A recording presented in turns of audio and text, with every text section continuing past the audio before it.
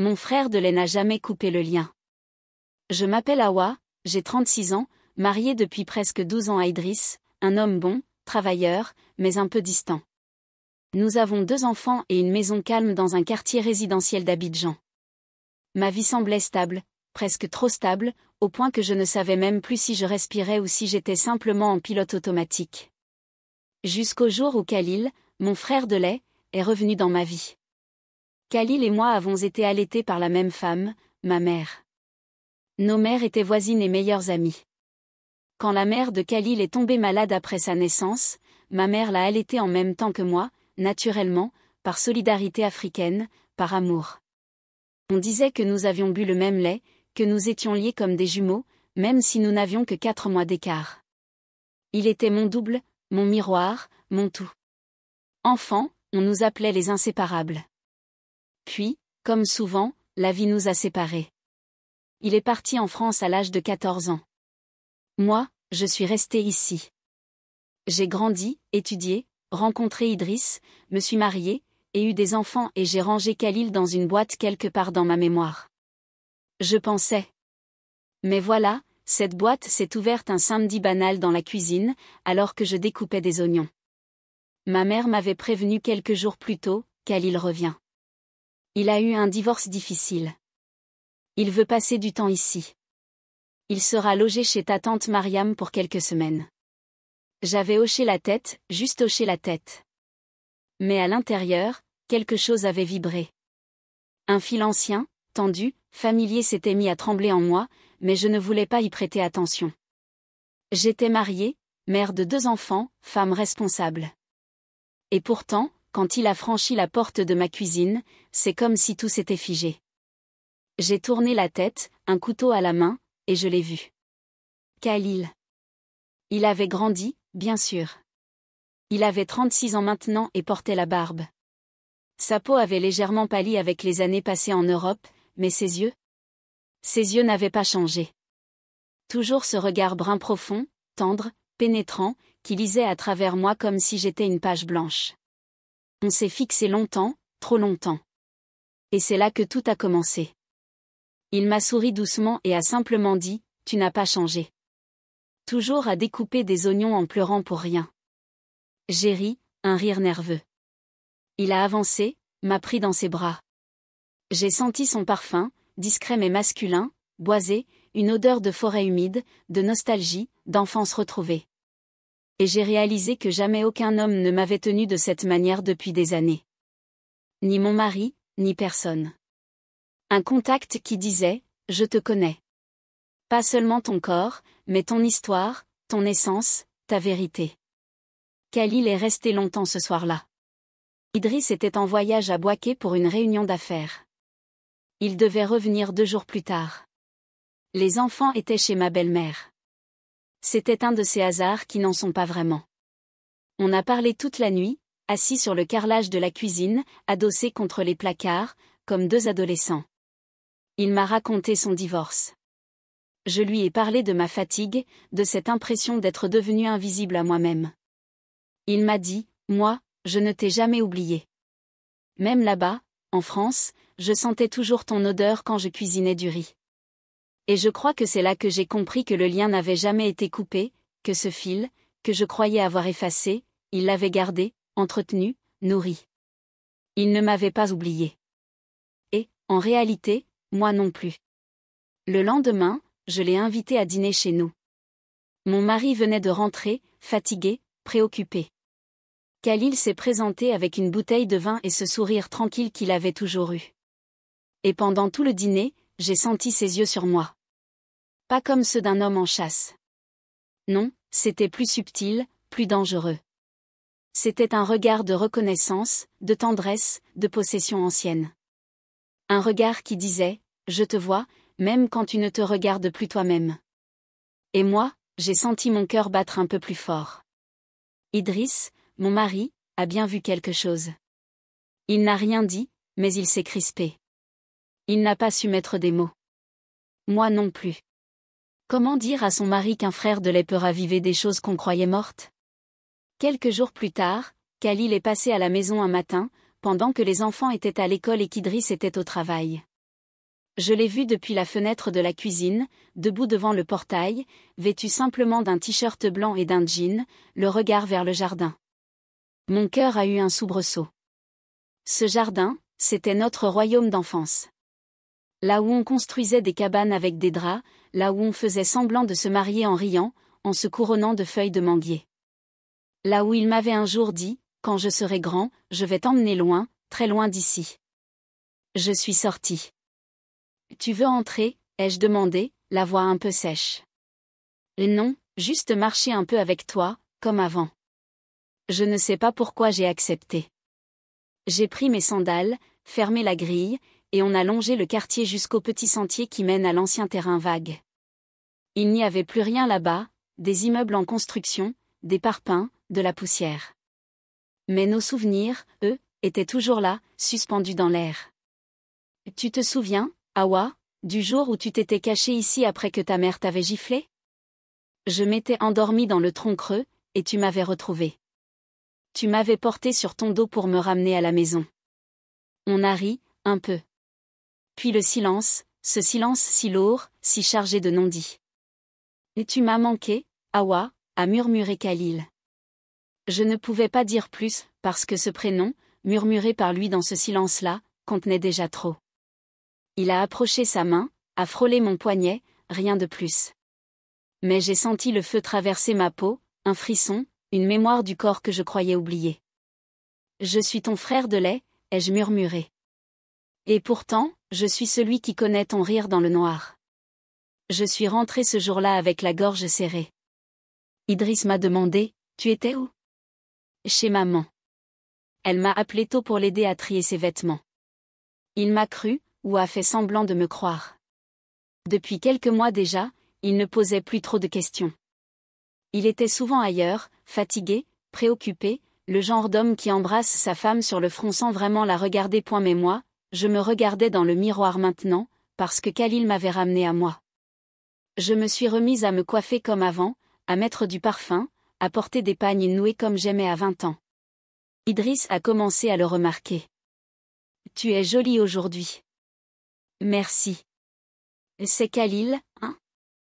Depuis qu'il est revenu, tu souris comme avant. Je me suis figée, pas par peur, mais par lucidité. Il le sentait. Il sentait ce changement en moi. Il ne pouvait pas savoir pourquoi ni comment, mais il devinait. Et ça m'a troublée, parce que je ne voulais pas être cette femme-là. Je ne voulais pas tromper, je ne voulais pas trahir. Mais j'étais déjà en train de le faire. Pas avec mon corps, pas encore, mais avec mon cœur. C'est arrivé un soir de pluie.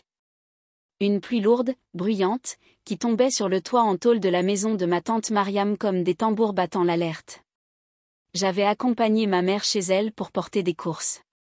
Il était là, bien sûr. Il nous accueillit avec un sourire fatigué, les traits tirés. Je l'ai regardé. J'ai su. Quand ma mère est montée à l'étage pour parler avec ma tante, il m'a dit, « Viens, j'ai besoin de te parler. » On s'est assis dans le salon, une vieille pièce sombre avec des coussins effondrés et une ampoule jaune suspendue par un fil. Il ne parlait pas, il me regardait. Ce regard-là, encore. « Tu te souviens du pacte » a-t-il dit soudain. « Quel pacte ?» Celui qu'on a fait à 11 ans. Que si, à 35 ans, on n'était pas mariés, on se retrouverait et on se choisirait. J'ai souri tristement. Mais on est mariés, Khalil. Toi, tu as divorcé, mais moi. Il a posé la main sur mon genou, doucement. J'ai senti le feu me traverser. Je savais qu'il ne fallait pas, mais je n'ai pas bougé. Moi, j'ai attendu toute ma vie. Je pensais que j'oublierais, mais je t'ai porté dans chaque femme que j'ai aimée. Et toi, dis-moi la vérité, tu m'as oublié? J'ai fondu. Je me suis jetée dans ses bras, une chose irrépressible, un besoin ancien, trop longtemps enfoui. Nos bouches se sont trouvées, nos corps se sont cherchés. C'était doux, violent, honteux, magnifique. Nous avons fait l'amour dans le salon de tante Mariam, sous le fracas de la pluie, sur ce vieux canapé effondré. Et pendant que nos souffles se mêlaient, pendant que nos mains tremblaient de reconnaissance, je savais que je venais de franchir une frontière. Ce n'était pas juste une infidélité. C'était un retour, un abandon, un feu ancien rallumé, et je n'étais pas sûre de pouvoir revenir en arrière. Je suis rentrée chez moi très tard. Mon mari dormait. Je me suis glissée sous les draps en silence, le cœur serré. Je sentais encore l'odeur de Khalil sur ma peau. Et, pour la première fois depuis très longtemps, j'ai pleuré. Pas parce que je regrettais, mais parce que je savais que rien ne serait plus jamais pareil. Les jours qui ont suivi furent brumeux. J'étais là sans être là, présente dans la maison, dans mon rôle de mère, dans les conversations avec Idriss, mais absente, comme derrière une vitre.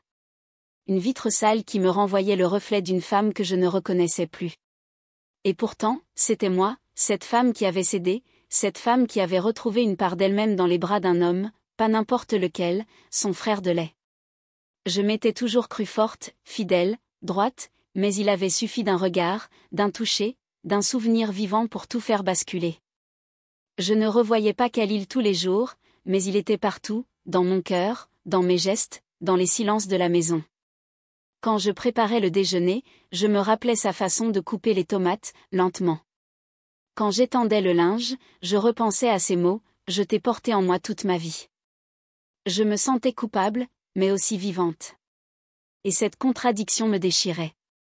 Un soir, alors qu'Idriss et moi étions dans notre chambre, j'ai vu son regard sur moi. Un regard suspicieux, un peu perdu. « Tu es ailleurs depuis quelque temps » m'a-t-il dit. Je suis restée silencieuse. « Awa, qu'est-ce qui se passe ? Tu veux me parler de quelque chose ?» Mon cœur battait fort, trop fort. J'avais envie de lui dire, « Oui, je veux te dire que je me suis perdue, que j'ai trahi, que je suis tombée et que je ne sais même plus si je veux me relever. » Mais j'ai répondu, « C'est juste la fatigue, rien de plus. » Il a soupiré, puis il a éteint la lumière. Et dans le noir, j'ai pleuré en silence, une larme après l'autre, parce que je savais que le mensonge était devenu un mur entre lui et moi. Le lendemain matin, j'ai vu un appel manqué de Khalil. Il ne laissait jamais de messages vocaux. Il n'insistait jamais. Il me laissait venir. Et ce silence-là, ce respect silencieux, me bouleversait plus que n'importe quelle déclaration. C'était aussi ce que j'aimais en lui. Il n'avait jamais tenté de forcer. Il n'avait pas détruit. Il était juste là, comme un écho de ce que j'aurais pu être si la vie avait été différente. Je ne voulais plus fuir. J'ai décidé de le revoir une dernière fois, pour parler, pour décider, pour ne pas rester suspendu entre deux vies. On s'est retrouvés au marché d'Adjamé, un endroit où personne ne viendrait nous chercher. Il pleuvait légèrement. Il portait une chemise bleue, simple, propre. Il m'a tendu un sachet avec un petit pain chaud, comme quand on allait à l'école. « Tu te souviens ? Je ne t'oublie pas, Khalil, mais je dois apprendre à me quitter. » Nous quitter. Il m'a regardé longuement. « Est-ce que tu es heureuse, Awa ?» J'ai baissé les yeux. « Non. » Mais est-ce une raison suffisante ? Il n'a rien répondu. Il a juste hoché la tête. « Je ne veux pas que tu détruises ta maison pour moi, » a-t-il murmuré, « mais que tu saches que je serai toujours là. » Il n'a pas cherché à m'embrasser, pas même à me toucher. Il m'a juste regardé comme on regarde quelque chose de sacré. Puis il est parti, me laissant là avec le pain chaud dans les mains et le cœur au bord de l'éclatement. Quelques jours plus tard, j'ai regardé mon reflet dans le miroir de la salle de bain, tard dans la nuit. Idriss dormait, les enfants aussi. Et je me suis posé la seule question qui importait, qui suis-je devenue ? Pas simplement une femme infidèle. Non, c'était plus profond que ça. J'étais une femme qui avait besoin d'être regardée, touchée, entendue, et depuis des années, je n'étais plus rien d'autre qu'un rôle, épouse, mère, cuisinière, éducatrice. Mais Khalil avait ravivé cette part-là, pas pour me voler, pas pour me posséder, mais pour me rappeler que j'existais. Et pour ça, je ne pouvais pas le haïr, même si je devais m'éloigner. Je ne sais pas exactement ce qui m'a poussé à parler. Peut-être le besoin de vérité, peut-être la fatigue du mensonge, peut-être l'amour, pas celui pour Khalil, mais pour moi-même. Un dimanche matin, après que les enfants étaient partis jouer, j'ai dit à Idriss, « Je dois te dire quelque chose. » Il m'a regardé, méfiant, un peu inquiet. Je lui ai tout raconté, pas dans les moindres détails, mais l'essentiel, le lien, l'enfance, le retour, le baiser, l'acte, ma confusion, ma douleur, mon tiraillement. Elle est restée silencieux pendant de longues minutes. Il n'a pas crié, il n'a pas pleuré, il a juste demandé « Est-ce que tu l'aimes ?» Et cette question a été la plus douloureuse. Je l'ai aimé. Oui, peut-être que je l'aime encore, mais ce n'est pas ça le problème. Le problème, c'est moi. C'est ce vide en moi que je ne savais même pas que je portais. Il est parti de la maison ce soir-là, il est allé dormir chez son cousin. Il m'a laissé seule. Je ne l'ai pas supplié. Je l'ai laissé partir, et moi, je suis restée face au vide. 3 semaines ont passé. 3 semaines de silence. 3 semaines à tout remettre en question. Puis un jour, Idriss est revenu. Il s'est assis en face de moi dans le salon, les yeux fatigués mais calmes. Je ne veux pas te perdre, Awa. Moi non plus. Mais je ne veux plus me perdre non plus. Il a hoché la tête. Alors, on recommence. Mais pas comme avant. Il faut qu'on parle, qu'on s'écoute, qu'on se touche, qu'on se regarde comme 2 vrais êtres humains, pas comme 2 parents robots. J'ai pleuré, il m'a prise dans ses bras, pas comme un homme qui pardonne, mais comme un homme qui comprend. Après cette nuit-là, Idriss et moi avons tenté de reprendre une vie normale, mais rien n'était normal. Les silences étaient plus lourds qu'avant, les gestes plus mesurés. Il y avait comme une distance prudente entre nous, un espace vide rempli de ce qui avait été dit et de ce qui restait à dire. Il ne me posait pas de questions sur Khalil. Il ne voulait pas savoir si je continuais à penser à lui. Moi, je ne posais pas de questions non plus sur ce qu'il ressentait vraiment. On était dans une sorte de pacte tacite. On reconstruisait sur les ruines, mais sans trop regarder les fissures. Et malgré cette tension, quelque chose en moi commençait à changer. Je m'étais toujours imaginé que la fidélité était une ligne droite, un chemin simple. Mais j'avais compris que la vie conjugale est faite de virages, de reculs, de tremblements. Et parfois, il faut tomber pour se relever autrement. J'étais tombée, mais j'étais en train de me relever. Khalil n'a pas insisté. Il n'a pas cherché à me recontacter après ma confession à Idriss. Une semaine plus tard, j'ai reçu un message simple, sans insistance, sans drame, je pars demain pour la France. J'ai compris. J'ai toujours voulu ton bonheur, même sans moi dedans. Prends soin de toi, Awa, et souviens-toi que certaines blessures sont des naissances cachées. Khalil. Je suis restée un long moment à regarder ce message. Il n'y avait ni colère ni regret amer, juste une sorte de vérité douce et profonde, une forme d'adieu silencieux. Je n'ai pas répondu tout de suite. J'ai attendu, j'ai pleuré d'abord, longtemps, pas de tristesse, mais de reconnaissance, parce qu'il m'avait aimé sans me posséder, parce qu'il m'avait rendu à moi-même. Le lendemain, je lui ai juste écrit « Merci ». Et c'était suffisant. Les mois qui ont suivi ont été faits de lentes reconstructions.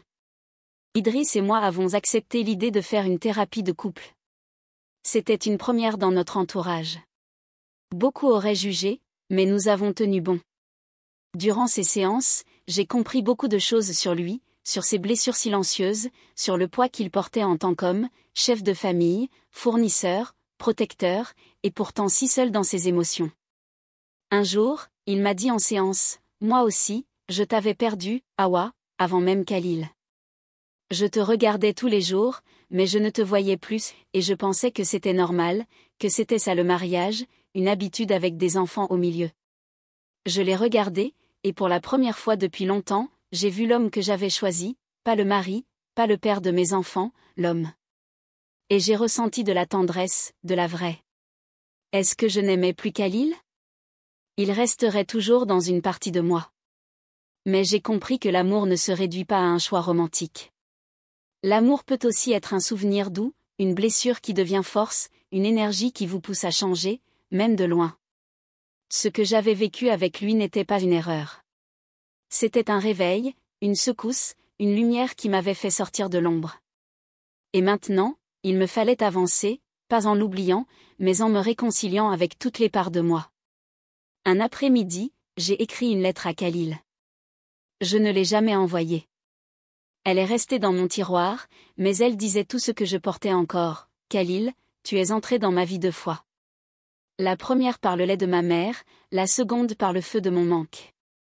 Je ne regrette rien. Tu m'as réveillée. Tu m'as rappelé ce que c'est qu'être vue, désirée, comprise, ce que c'est que vibrer. Mais la vie, parfois, c'est aussi apprendre à aimer ce qu'on a, à le reconstruire, à le réparer.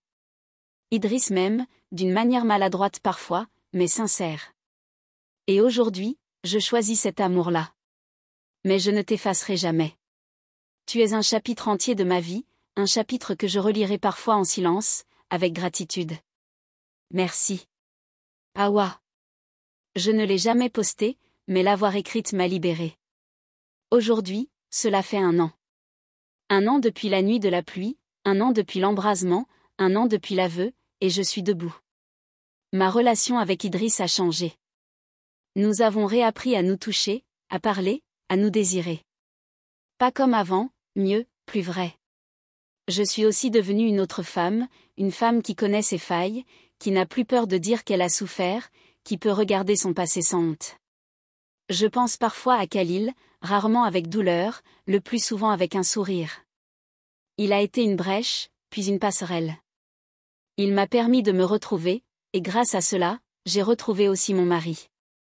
Il n'y a pas de gloire dans l'adultère, il n'y a pas de poésie dans la trahison. Et pourtant, parfois, certaines chutes nous apprennent à marcher autrement.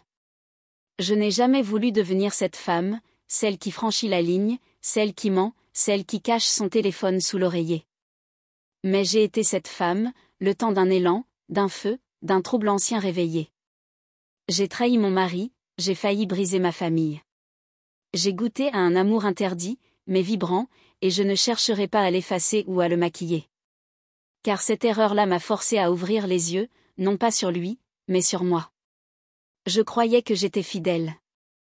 En réalité, j'étais seulement silencieuse. Je croyais que j'étais forte. En réalité, j'étais invisible, même pour moi. Il a fallu Khalil, mon frère de lait, ce reflet de mon passé, pour m'obliger à me regarder en face, pour mettre des mots sur le vide, des couleurs sur l'ennui, des cris sur les silences. Mais à la fin, ce n'est pas avec lui que j'ai choisi de vivre. C'est avec moi, avec mon histoire, avec mon mari, avec cette famille fragile, mais réelle. Parce que la vérité, c'est que le mariage n'est pas un conte. Ce n'est pas une ligne droite, c'est une traversée. Parfois, on trébuche, parfois, on se perd. Mais si 2 cœurs ont le courage de se dire les vraies choses, même les plus laides, même les plus honteuses, alors il est encore possible d'aimer autrement. Aujourd'hui, je ne suis plus la même.